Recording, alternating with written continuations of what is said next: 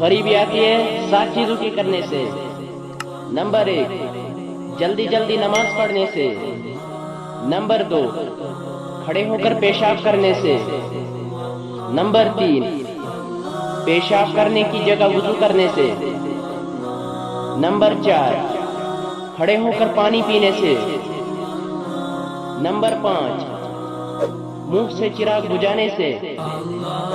Number 6 دانتوں سے ناخن کاٹنے سے۔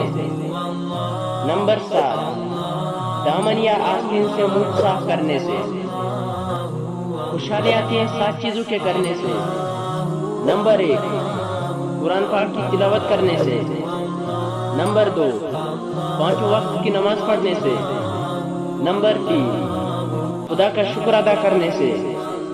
نمبر 4 غریبوں اور مجبوروں کی مدد کرنے سے۔ نمبر 5 گناہوں سے معافی مانگنے سے۔